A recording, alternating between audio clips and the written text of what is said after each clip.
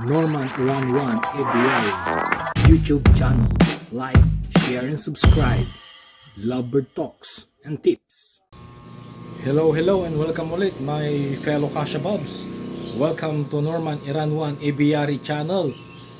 At sa mga dati pong mga supporters po natin, mga nag-review sa channel ko, maraming salamat po sa inyong pagsubaybay at pag-support. Ganon din po sa mga viewers po natin dyan na hindi pa po nagsusubscribe.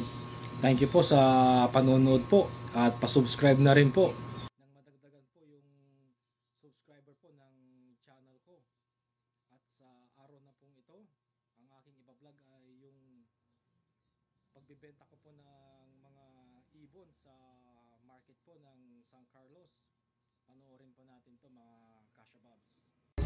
Hello mga Kashabobs. Ngayon ay May 4, 2024, Sabado po.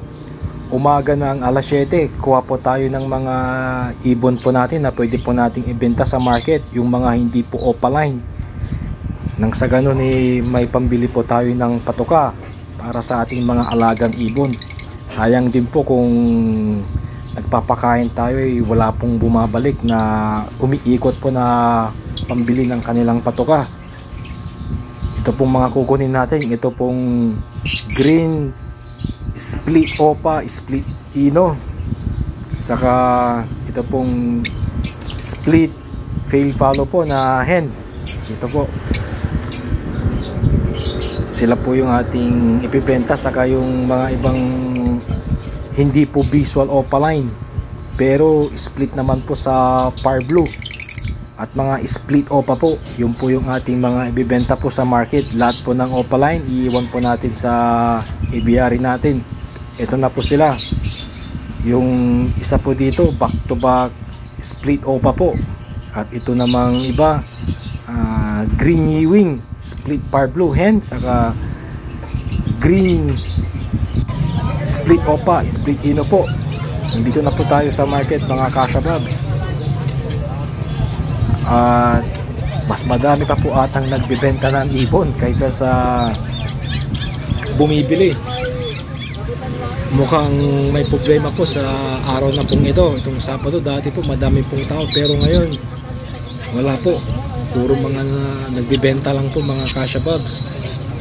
Alas 9 na po ng imedya sa ang oras po dito, at yun po, mukhang kakunti lang po ang bumibili mga Kashabobs ng mga uri ng hayop. Ito po yung sa akin. Yun, medyo mataas-taas na rin po ang araw. Yung iba nandyan po, may mga ibon din po sila, nakikita nyo, pair po. Kaso medyo wala po ata ngayon sa araw na to. Mukhang sa tindi rin siguro ng init ng panahon. Kaya yun po, saka katatapos lang po ng piyesta ng San Carlos, baka isa rin po yun sa dahilan kaya medyo wala pong ganung taong bumibili po sa araw na pong ito. Yan po yung ating alagang ibon mga Kashabobs. Kung may mga kakatil pa po dyan, mga parisan, pati kwan po, parakit, Alps 1 mayroon din po, pero hindi po sa atin yan mga Kashabobs. Yung mga ibang competitors din po natin, ito rin po may handfeed din po na kakatil. Wala, dinadaanan lang po. Ito po ang isang epekto kung sakaling wala po tayong alternatibong paraan kung paano po tayo makabenta ng ibon. Dapat may alternatibo po tayong paraan kung paano po sila ibenta. Hindi lang po basta nakapag-paanak yung ibon natin at naka-harvest na tayo, pwede na po natin ibenta ng mabibenta ko to. Yun po ang mindset po natin. Pwede po yun, pero dapat may alternative po tayong paraan. Yun po ay yung sa pagpo-post po sa private message, sa Facebook po, mga ganon, sa social media po. Nang sa ganon madirekta po nila kayong ma-message at magka anuhan po sa presyo. Kasi kung isa lang po ang basihan nyo, yung sa market, minsan wala po marami din pong mga kakompetensya doon, kaya Isa po yun sa paraan kaya minsan wala tayong mabenta dahil yung iba pinupuntan yung mga mas marami, yung nakakaakit po na alaga nilang hayop ang binibili, tulad ng mga aso, mga chihuahua at mga ibon po na mumurahin po or mura po. Kung magbibenta po kayo ng mga ibon nyo po na medyo may kamahalan, hindi nyo rin po mabibenta sa market yan dahil dyan po sa market ng mga hayop puro ang mga nandyan po yung mga presyong hindi po ganun may kalidad, ganun din po sa quality.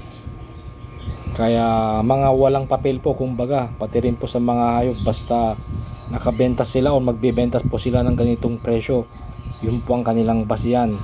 Kaya inuwi ko na po yung mga binenta kong ibon sa bayad. Ito po ang tumambat sa akin pagdating ko pa lang po. Ito po yung green split opa, split ino saka lutino hen. Ito na po yung kanilang ginagawa mga Kasha Bobs. At sana makapagparami sila kahit matindi po yung init ng panahon. At least yung mga to kahapon po nabigyan po natin sila ng shower bath o yung pagpapaligo gamit po ng spray, kaya okay din po yung kanilang kondisyon. Basta wag lang po nating araw-arawin ng pagpapaligo ng tubig na malamig dahil baka sila naman po ang hindi sanay doon at magkasakit po sila. Ito po yung ating isang parisan po na tumambad po sa akin pagdating ko po ng alas 12 kanina. Mating na po sila, medyo matagal-tagal din po, kaya ayan, sana po magbunga po itong kanilang ginagawa mga Kasha Bobs. Panoorin lang po muna natin hanggang matapos, saka ko po i-check yung mga ibang alaga po natin. I-harvest na rin po natin yung ibang ibon po natin. Total, hindi naman tayo nakapagbenta. Yun na rin po ang aking sasama sa vlog na ito. Pati na rin po itong mating nitong parisang green split opa, split ino saka lutino hen mga Kasha Bobs.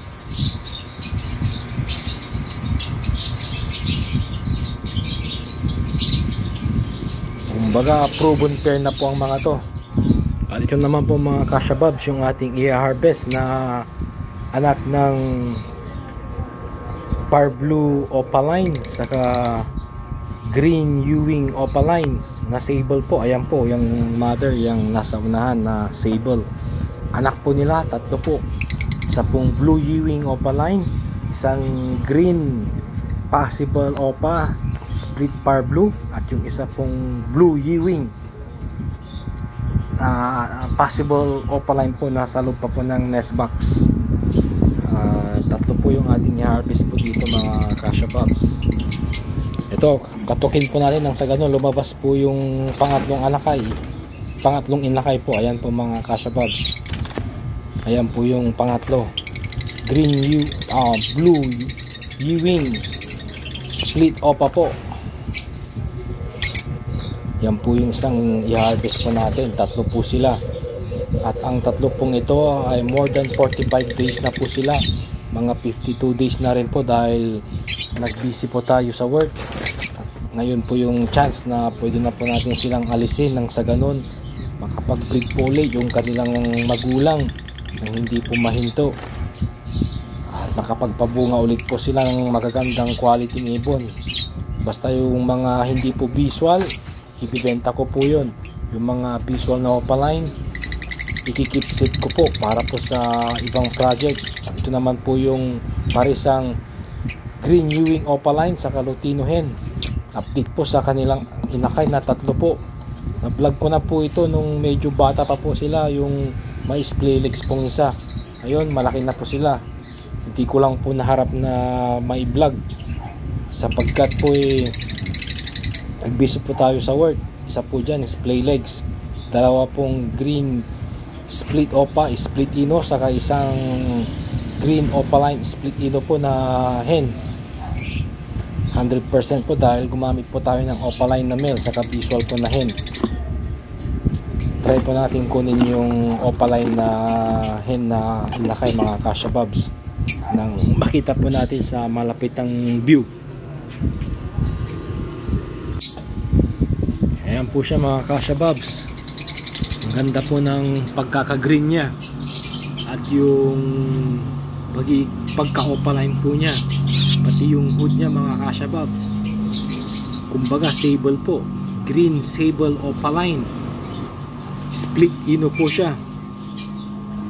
Medyo naaarawan po kaya ganyan po yung kanyang kulay, pero kung wala pong camera, orange po yan, solid po na orange mga Kasha Bobs. Ayan po, quality po na hen na split ino po. Ayan po siya mga Kasha Bobs. Ayan po yung kanyang batok sa likuran. Ayun po, quality po kumbaga para sa project po na Lutino Opaline. Kung sakali pong maging matured na po yan, yung magiging anak po nila ay na Lutino Opaline, quality po siya mga Kasha Bobs.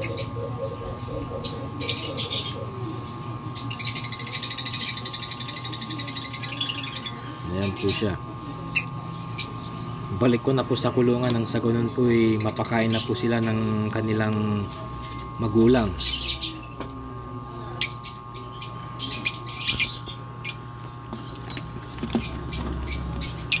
Ito po yung panghuling inakay po na nakasurvive po sa tindi ng init ng araw mga Kasha Bobs.